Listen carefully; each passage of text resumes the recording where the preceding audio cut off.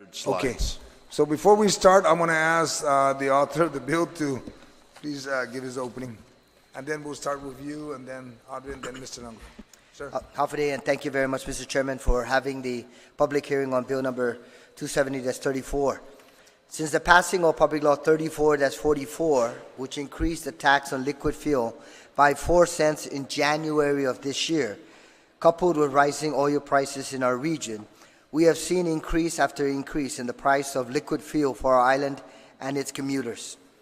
Furthermore, since January of this year, we have seen an increase in just about every sector of our economy, from everyday commodities to utilities to food, and our people are feeling the pinch in the rise of the cost of living on Guam. I have spoken to people in our community concerned about the rapid rise in the cost of living and their inability to keep pace. That is why I introduced Bill number 270-34, an act to repeal Public Law 34-44 to provide some relief to our overburdened community who struggle from paycheck to paycheck. This is an action-oriented response to a government that has misused the resources provided by the taxpayer. 4 cents may not seem like much of a decrease, but as my father taught me, every penny counts. I am also cognizant of the intent of Public Law 34-44, which proposed to use the proceeds of this 4 cent increase to fix and upgrade village roads. However, without using the revenues from the increase in liquid fuel taxes, the legislature appropriated $1.8 million from fiscal year 2018 budget, and the governor provided $2 million in federal funding specifically for road improvements. The funds appropriated to the Department of Public Works allows the agency to begin work on 19 village road improvements without using any funds collected resulting from the increase in liquid fuel taxes in January of this year. So this notion that all road improvements will stop if we repeal the liquid fuel tax is yet another fear tactic used against our people. Public Law 34-44 is a pain at the pump and represents double taxation on our people who can no longer afford to pay more taxes. This government must do all it can to collect the estimated $180 million in uncollected taxes to fund the road projects and other priorities before we run our people into the poorhouse. Thank you, Mr. Chairman. Thank you, sir. Mr. Ken. With the passage of this, with the fuel tax bill, people are very upset, and rightfully so, because it was done in direct violation of Public Law 24-222, as was the increase in the BPT and the sales taxes. So I'm going to address my remarks to all three of these bills, all three of these issues. As a result of these tax increases, our people are rapidly becoming economic refugees. Younger people are being forced to move home with their families, and a lot of families are choosing to leave the island. First slide. What we're looking at is this rush to taxation was the equivalent of ready, fire, aim. We rushed into all these tax increases without doing due diligence, research, economic studies to find out whether or not these tax increases were merited. And in the circus that followed regarding the BP tax, the business privilege tax increase, we learned a lot of things about the government we didn't know before. One of the most shocking things we learned is that $579 million, $80 million is paid to 579 employees of government of Guam. So let's put this in perspective. We're short $67 million, yet 10% of the government of Guam budget goes to 9% of the employees of government of Guam. I find that statistic very alarming. 10% of the budget of government of Guam goes to less than 10% of the employees. So it shows that we have a lot of work that we still have to do, because after this emergency was declared and we were shutting down police stations and fire stations and libraries and swimming pools because there was no money, at the same time we added $6 million to the government of Guam payroll. So there seems to be some discontinuity here. Then we increased the business privilege tax to raise funds because the government was days away from laying off people and shutting down critical functions. Yet within days of approving the bill, we suddenly had $33 million to refund. Well, we haven't even collected the business privilege tax, so where did that $33 million come from? And remember, we had guns held to our head. If we don't get this bill passed, we're going to start laying off government employees, and it's going to be your fault. So you guys were held at hostage. You were operating without full and accurate information. So you tried to do your best for the people, but you weren't getting the full amount of information. So as a result of the business privilege tax increase and the fuel tax increase, people are hurting, and I'm one of them because I represent a large population on Guam that lives on a fixed income, and that disposable part of our income is shrinking on a daily basis. When you look at the fuel tax increase, the utility increase, the LEAC increase, the 5% for the next 20-year increase, the threatened increases in the solid waste, and all the different fee increases that are being proposed, there's no room left. So what we're looking at is the level of incompetence that has been displayed by our chief tax officer in not collecting nearly $200 million. So what we're looking at, that whole exercise we went through, raising taxes, and now the bills before us rolling back taxes, was an exercise in futility. And it becomes apparent to me that our elected officials and appointed officials need to understand who they're dealing with. Slide 2.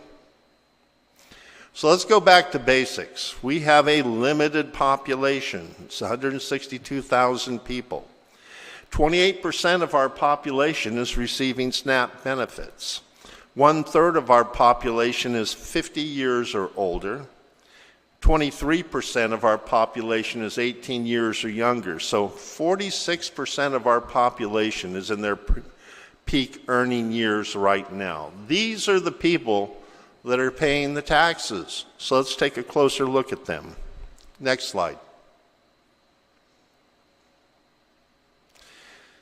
We have 101,000 wage earners. Now, according to Rev and Tax, we have 68,000 people filing returns. The difference is that some of those people have 2 or 3 jobs. That's how we get from 68,000 individual returns to 101,000 employees. And only 13% of those wage earners are earning more than $40,000 a year. Slide 4. Now, when we look at the households, we have 44,662 households. And out of those households, 60% of those households, all wage earners combined, are earning less than $50,000 a year. And 34% of those households are receiving SNAP benefits. Next slide.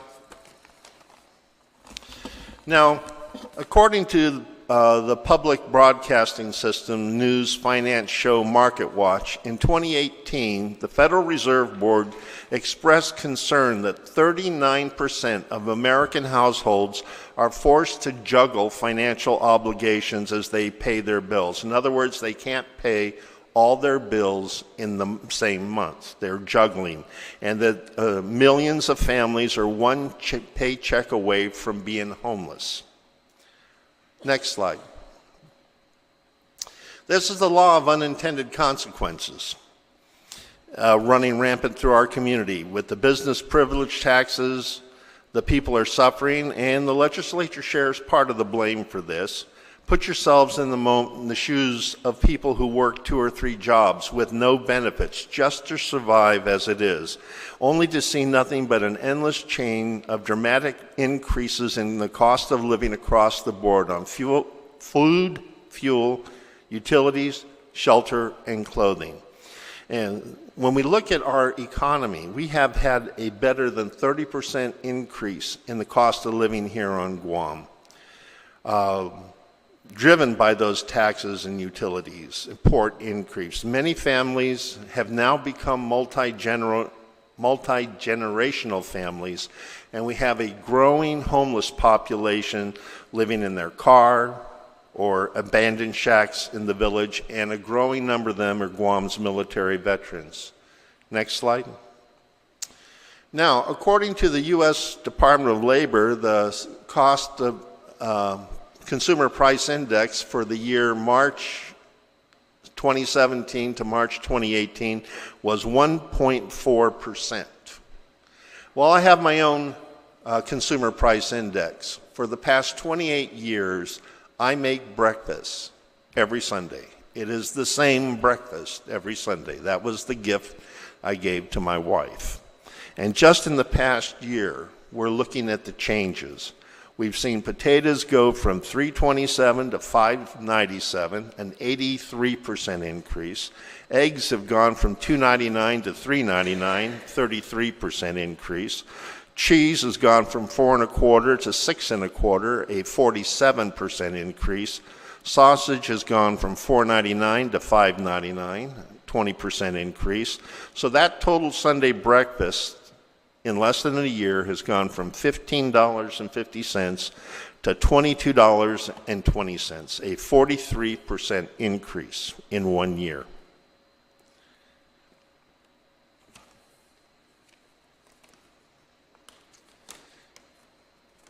Now, I know people that have moved back with their parents. I know people who are breaking pills in half to extend their prescriptions as they try to decide between buying food or paying utility bills. I know people driving without insurance because of the cost increases of fuel make it hard. They have a hard decision to make. Do they buy fuel to get to work, or do they pay for the insurance? We don't have a mass transit system here on Guam, so people have no choice.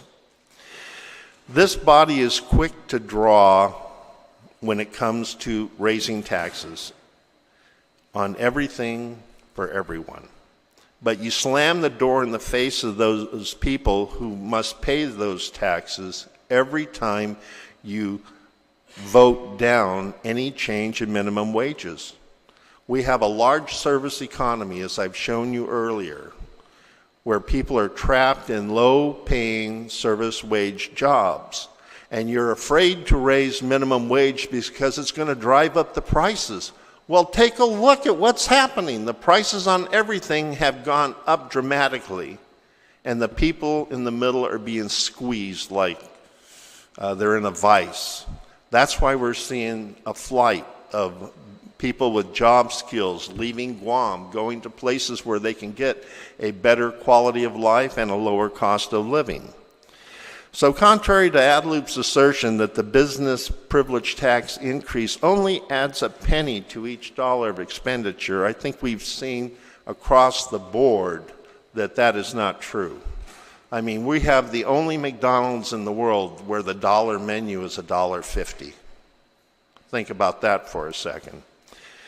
And the people that eat there at McDonald's don't have the buying power that they used to have. So when they come in for the dollar meal, they're getting screwed again. So we know that when we roll back the business privilege tax, the prices aren't going to go back. We know that if we go forward with the sales tax, that's going to be another stab in the heart of the purchasing power of ordinary men and women who are struggling to keep their nose above water now. Next slide.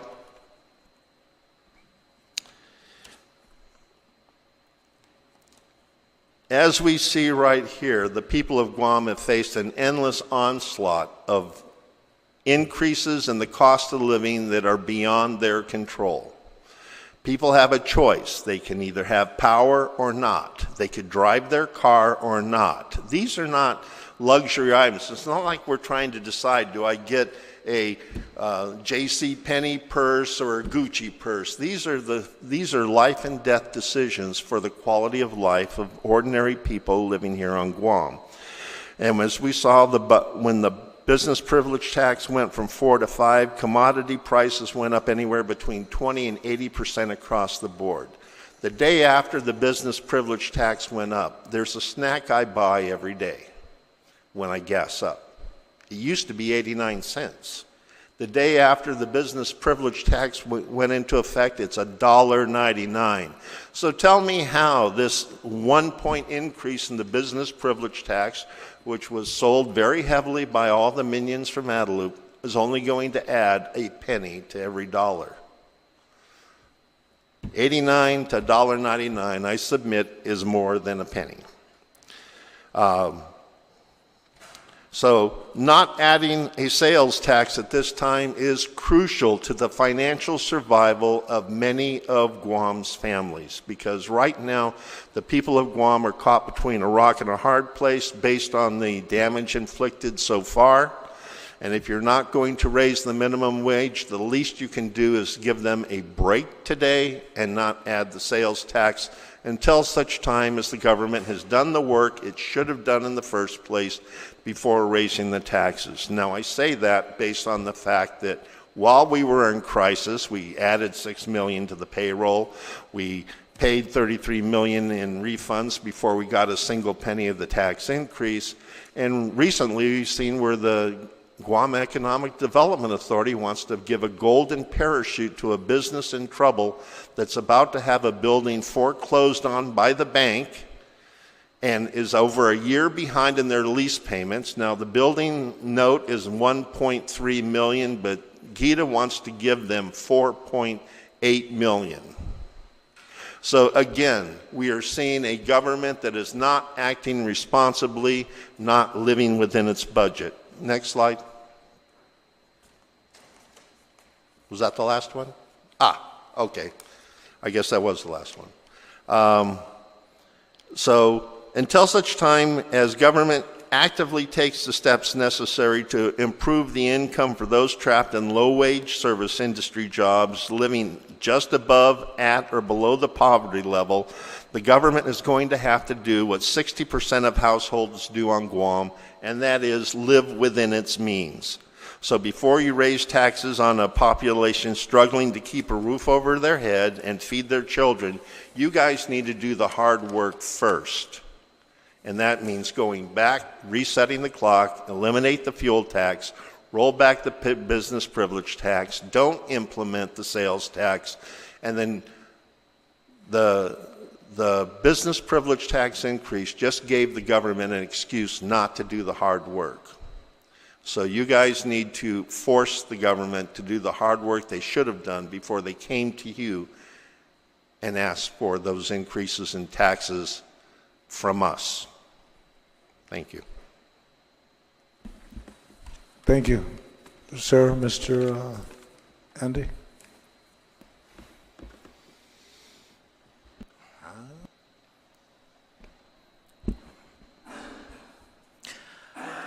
Good evening, Senators, and thank you for allowing the people to come before you tonight.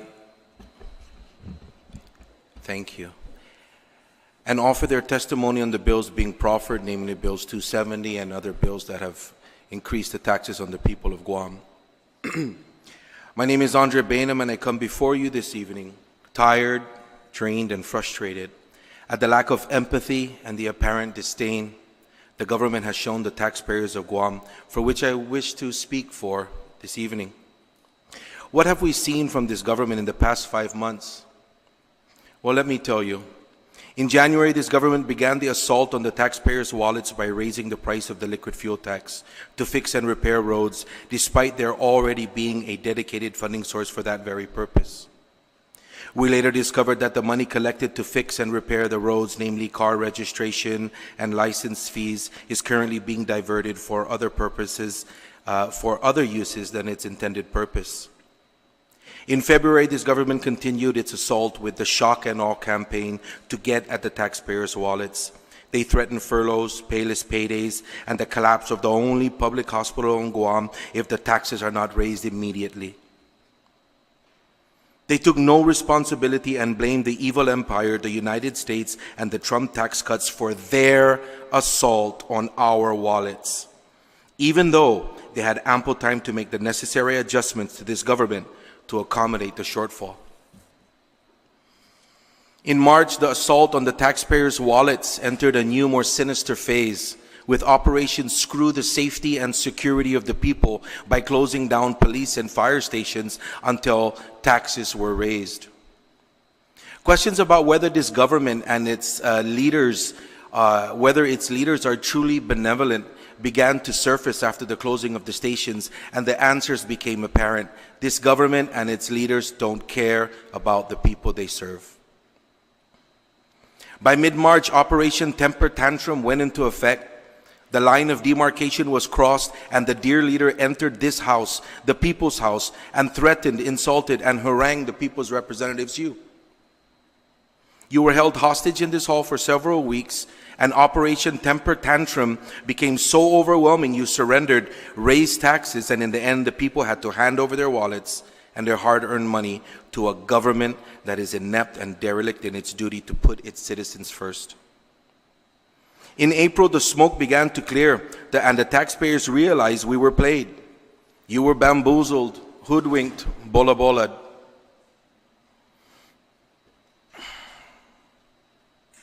And sadly, we had to deal with the higher cost of living on Guam. Since January, liquid fuel prices have increased 13%, utilities have increased by 15%, the cost of food and other commodities have seen a 0.25% increase, but it's not over. Come this October, the taxpayers of Guam are going to have to dig even deeper into their wallets and pay a 2% sales tax. Senators, when will the taxpayers, who are the real casualties of this government's ineptitude, get a break? Other realities surfaced as the smoke continued to clear. Just last month, in May, the Office of Public Accountability reported that there were approximately $41 million in uncollected property taxes, $21 million in uncollected cigarette tax, and the Department of Administration reported that over $160 million in income and business privilege taxes have not been collected. So I have a question. Do you think that just maybe this government should have collected those taxes before they began the assault on the people's wallets? By far, the most egregious assault came by way of the 161 new government hires while this government was threatening the health, safety, and financial well-being of its citizens with Operation Temper Tantrum and Operation Screw the Safety and Security of its people. This government hired 37 people in January, 44 people in February, 10 people in March, and in April, the same month that the tax hikes were implemented, 70 new government employees were added to the government payroll. I have another question for this government. What are you people doing? Senators, if you think the people of Guam are made of money, I can assure you we are not. So now it's June, and we find the people presenting a united front against this government's assault on the taxpayers' wallets by demanding that this body repeal the gas tax and repeal the 2% sales tax. You have an opportunity to help the taxpayer by putting a stop to this assault and provide some relief to an overburdened and financially drained people.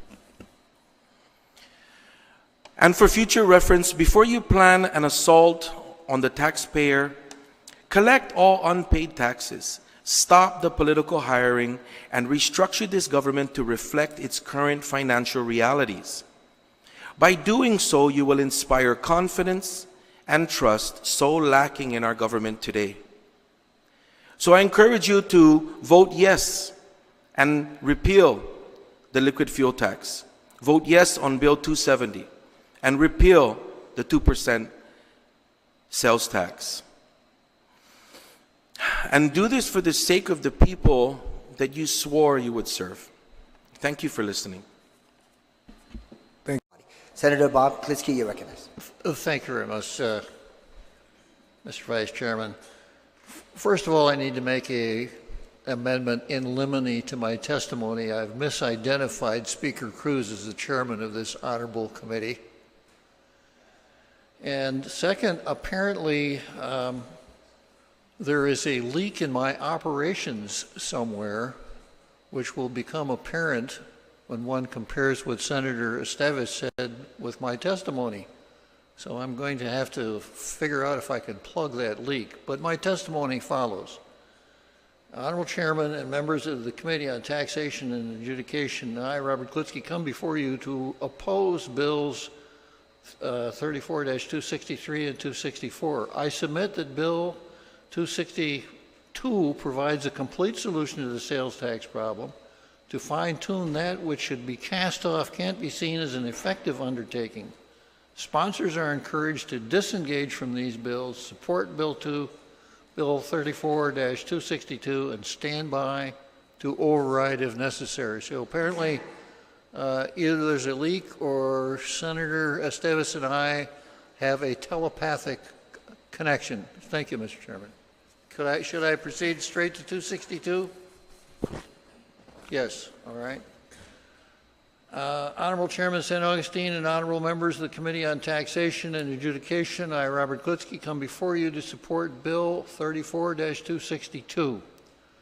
I address a couple threshold matters before proceeding to policy analysis. First, I must pay tribute to Microsoft Word software and its search and replace feature. Had it not been for that feature, I would have been faced with the grueling task of going through and correcting many of my political templates, which center on phrases such as tax and spend Democrats. Thanks to that salutary Microsoft Word feature, I need only search for Democrats and replace it with Republicans, like this: tax and spend Republicans. It's a fine day. Democrats are now candidates for the sober-cut fiscal conservatives, while the GOP is in the running for the title fiscal profligates. And of course, this all goes back to November 21, 2014, when acting Governor Ray Tenorio, ably assisted by the Juan Pat 10, perpetrated on the people of Guam what Andre Bainum identified as this great salary smash and grab. That's when it started. Second, I'm surprised that Lieutenant Governor Ray Tenorio has not mooted out the necessity for this hearing.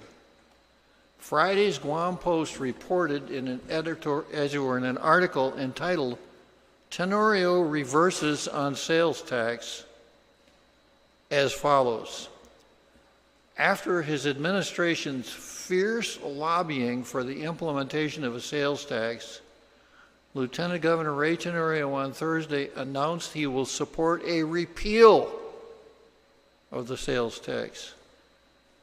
If Tenorio played to type using a 5-step process patterned after the one he used on November 21, 2014, one, as the acting governor, he'd call the legislature into special session.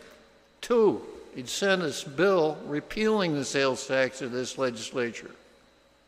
Three, he'd enlist the services of former Speaker Judy Wanpat to counsel your Speaker on the means for avoiding the strictures of 2 GCA Section 2103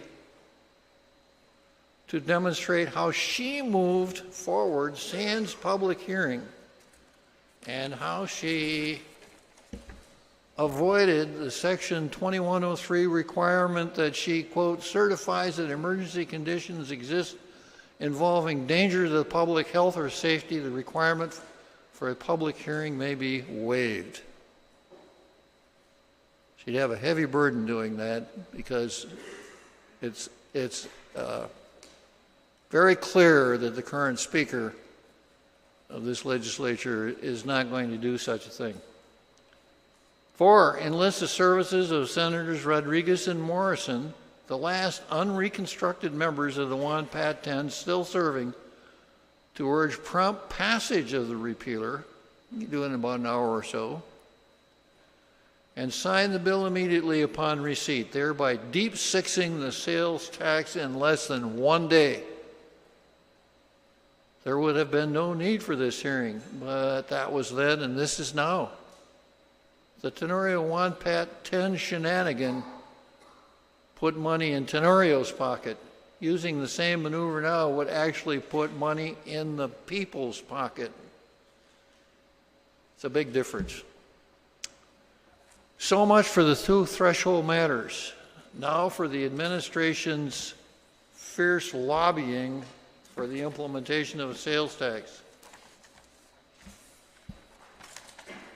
After being exposed to serial special sessions bracketed by attempted executive tours de force employing the virtual relocation of the hospital, that is, much of the staff sporting white coats and black armbands, stuffing this room repeatedly, fatalistic rhetoric morbidly complemented by the deployment of a hearse,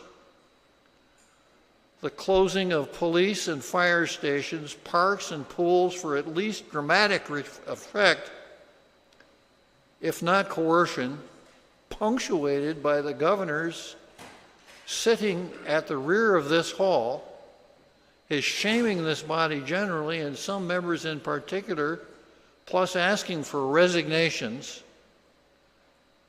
For that, my respect and affection for canines and equines limits my ability to assign the appropriately graphic street term for the cluster fumble that the governor and the GMH leadership had subjected the people to. Call it fierce lobbying. The object of the cluster fumble was for the number crunchers to persuade the members of this legislature that the fiscal situation of the government was so dire that instant action was required to, quote, just get through the crisis. The theatrics from GMH were meant to shock us and show us that if only the hospital had a dedicated funding source, a fiscally responsible, medically skilled facility would emerge. Superintendent of Education John Fernandez got his oar in and was rewarded for pandering to the governor by supporting the sales tax, rewarded with a promise of 0.25%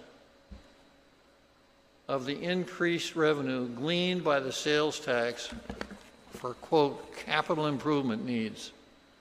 The 0.25% for capital improvement needs language splits the difference between illusory and precatory. Section 5 of Bill 238-34 gave the governor a tremendous tool to use to reduce expenditures and make the government more efficient by enacting 5 GCA Chapter 1A reorganization. That legislation, an abundance of salutary suggestions, and the governor's own lip service on cutting costs produced the yield set out below.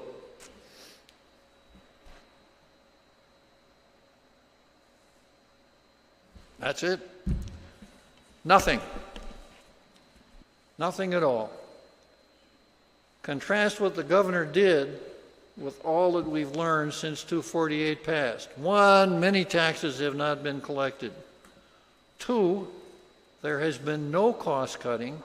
Rather, government employment has increased. 3, TED Talks.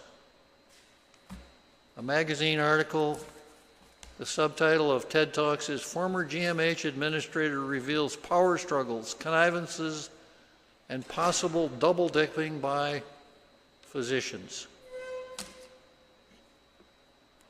So one, many taxes are not collected. Two, there's been no cost cutting, rather government employment has increased. Three, TED Talks. Four, Tropocalypse. Five, there has been no attempt to economize whatsoever. Six, greater efficiency in government operations was apparently irrelevant. In the final analysis, the real message from Adelup was, quote, increase taxes to get us through this crisis and make sure that you give us enough so that we can continue doing what we've always done. No change, but the people will have to pay more so that we can, well, business as usual. The remedy is apparent. Pass Bill 34-262 post haste. And in the process, you needn't shed any tears for GMH or GDOE.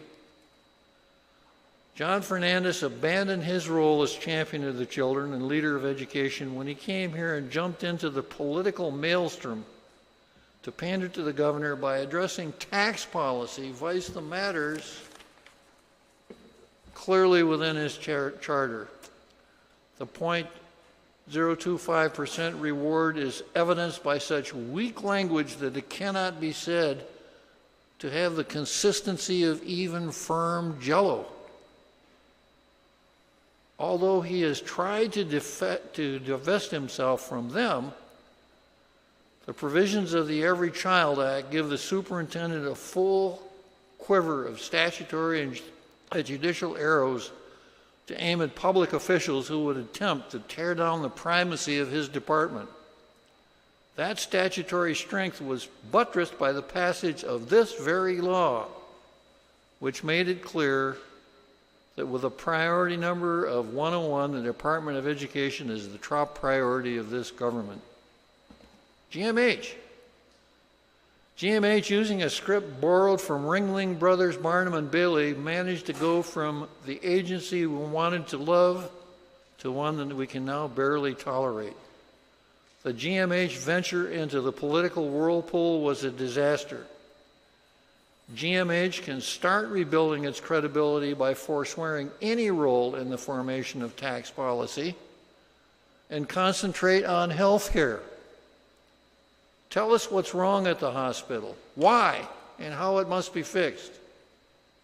And you would ignore the TED Talks at your peril. Tell us what you need to provide an adequate standard of care and how much it will cost. But if you insist on casting GMH as a political football, don't be surprised if GMH gets kicked. It is submitted that considerations re GDOE and GMH are de minimis vis-a-vis the remedial initiative before you. I respectfully request that you pass this bill forthwith and stand by for the override. Thank you, Mr. Chairman.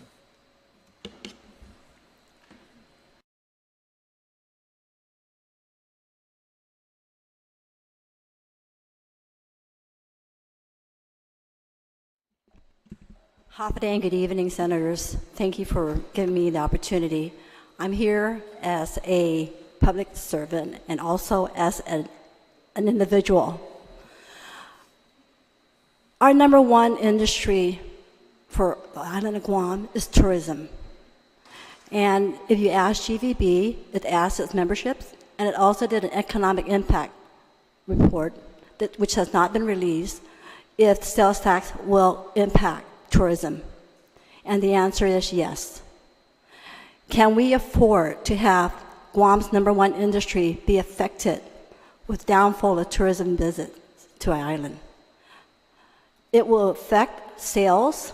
Sales will mean having to let go of employees and the employees not being able to pay their bills.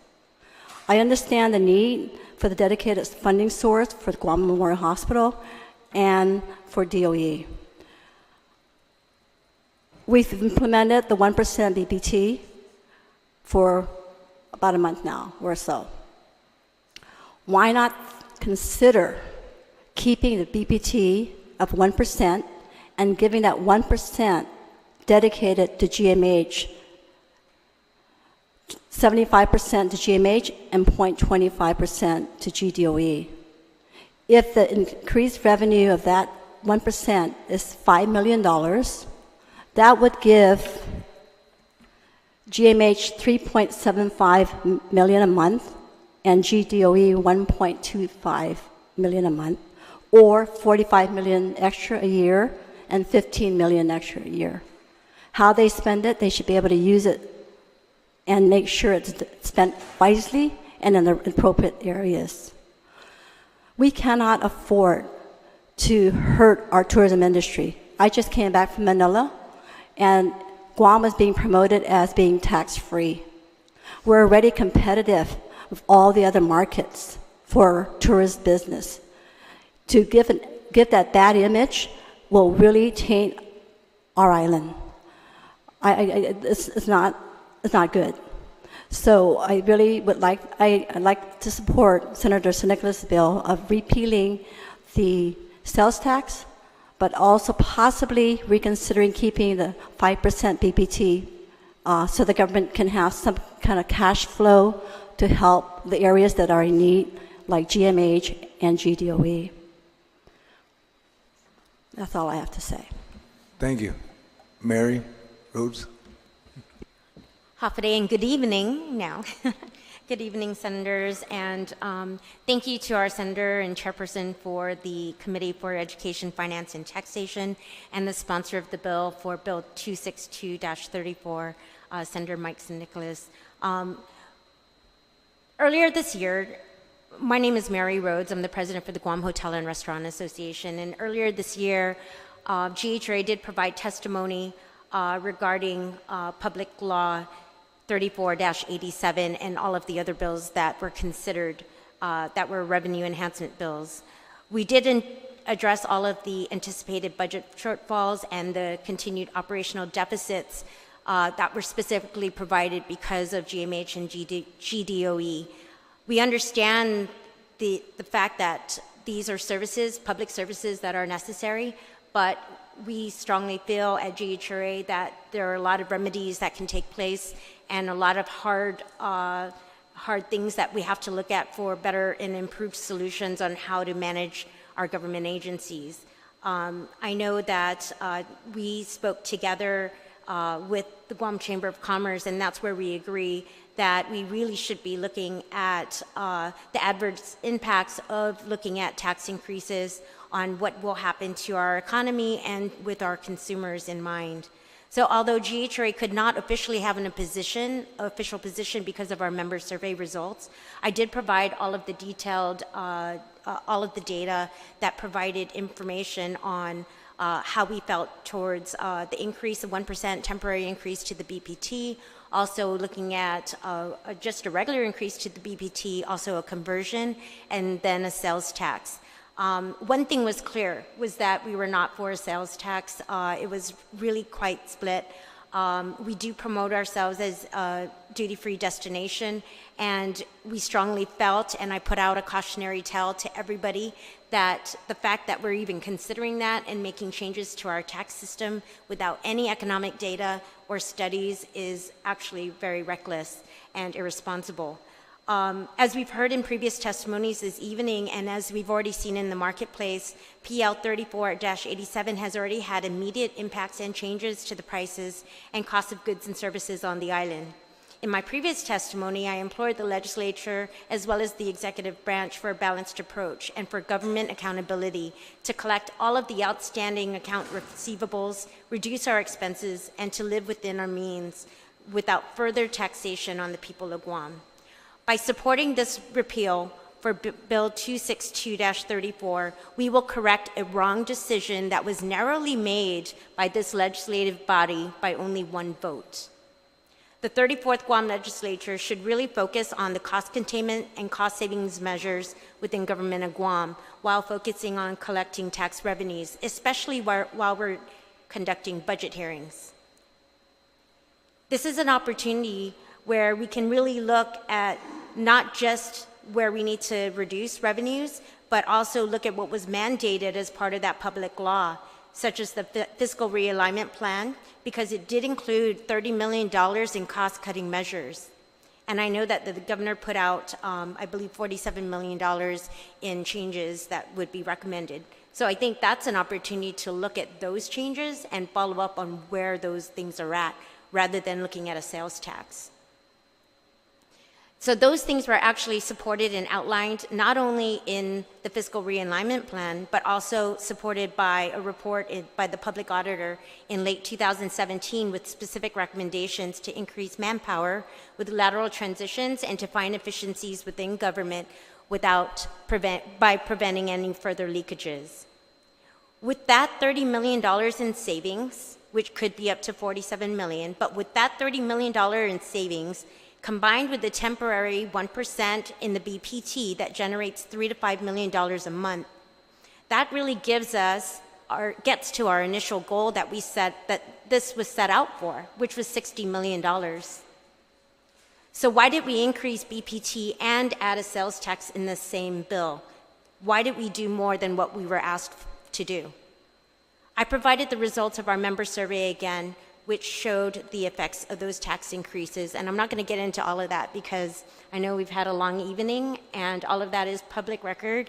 And if you want copies of those surveys again, I can provide that to you. I urge our elected leaders to rectify this situation and understand that establishing changes to our current our tax system should be made with a more detailed, analytical, and thorough approach that is supported by sound economic data, analysis, and studies. Not only do we need to allow our businesses and consumers time to adjust to tax changes, we also have covered many, many times the need to have our government agency, Department of Revenue and Taxation, to also be supported and held accountable to do their due diligence to collect before crafting and adopting any new taxes. So thank you for the opportunity to continue to work with you.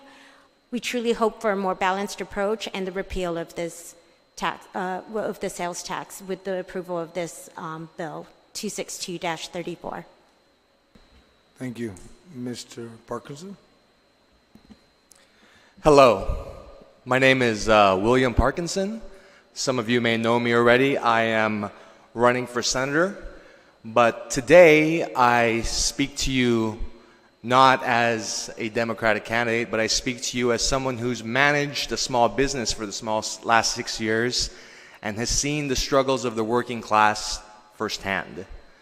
My family owns a small, modest pawn shop, and I moved home here several years ago to take over management of it. And one of the things I learned in the several years I've been managing it is just how close to the edge so many working class people are living at, just how close to the wire they really are, where even the gentlest of breezes can push them into financial ruin. I'm here to say today that these taxes are not a gentle breeze for the working class. The sales tax is a very regressive tax, and for a lot of them, this is going to be a violent shove, because not only are they dealing with this, they are dealing with an increase in utility costs, stagnating wages, and an ever-rising cost of living. Not only is this bad for the people of Guam in the short term, it also sets a dangerous precedent on what we are willing and not willing to accept in the future. I do not want a sales tax on Guam. The tourists do not want a sales tax on Guam. We have lived a long time without a sales tax on Guam. And I hear terms bandied about like temporary and small, but the thing with government is things that start out as temporary and small end up becoming permanent and bloated. Something we also need to consider is we've got a few more years of this Republican president in office, another 2 to 6 years depending on how you look at it. If we don't hold the line now on the sales tax, what happens when this same Republican government decides to give another massive tax cut to the rich and blow another massive hole in our budget? Do we go back to the same well? Are we tempted to go 3, 4, 5, 6? As this gentleman was saying earlier, some states had it as high as 8%. If we go down this road now, we will be stuck with this sales tax forever. Where does it stop? We are trying to saddle the hardworking people of Guam with a new permanent tax for a temporary budget solution. You lawmakers are sitting in a position of power right now and have a real opportunity to show the people of Guam that we hear their concerns and we can provide them with at least some measure of relief in these trying economic times. I believe the best way to make Guam strong is to take care of the people at the very bottom of the economic ladder. Societies are judged by how they treat those with no power and no money. Do we follow an example like England in the post-World War II era, where despite all the devastation and the death and the rebuilding, they chose to make a hard decision and provided all of their citizens with health care? Think about that. In all that devastation, despite things being hard, they still chose to do the right thing for the people at the very bottom. Do we follow that type of example? Or we choose to double down and continue to put a bigger strain on the people of Guam? Do you want to be remembered as the leaders who chose the easy way out and rose taxes on people who have no power? Rather than make a hard decision like give them a living wage so we can expand our tax base and people will not be under such constant strain? Or will we continue to tax our already overstrained people? I know I would choose to side with the people every single time.